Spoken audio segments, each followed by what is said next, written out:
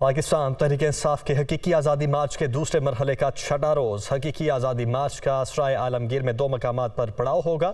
हकीकी आज़ादी मार्च का पहला पड़ाव मूसा हाउस GT रोड सराय आलमगीर होगा। मूसा हाउस GT रोड पर मैदान सजा दिया गया है। इस हवाले से शबीर हैदर हमारे साथ मौजूद हैं। शबीर, बताइएगा इस वक्त आप क्या मनाज़िर यहाँ पर देख रहे हैं, किस वक्त यहाँ पर इमरान खान का आज जो वर्चुअल खिताब है वो स्केजुअल है?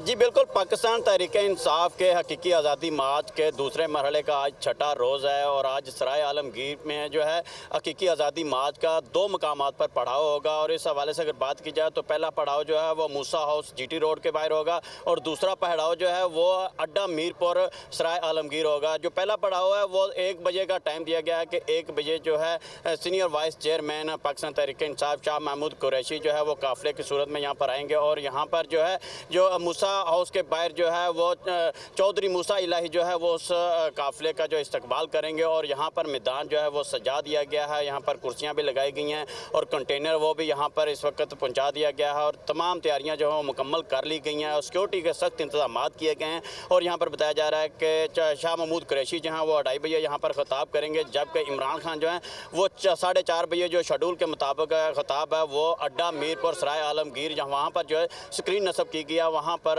इमरान खान का जो खिताब है वो कारकुनान को दिखाया जाएगा। और इसके साथ अगर बात की जाए तो यहाँ पर जो सिक्योरिटी के सख्त इंतजाम किए गए हैं, दो मकामात पर जो है वो सिक्योरिटी के साथ साथ जो है GT रोड को बंद एक तरफ से बंद किया गया है। GT रोड को एक तरफ से बंद किया गया और सिक्योरिटी के सख्त इंतजाम किए गए हैं। सराय आलमगीर से शबीर हैदर हमारे साथ मौजूद थे, बहुत शुक्रिया आपका।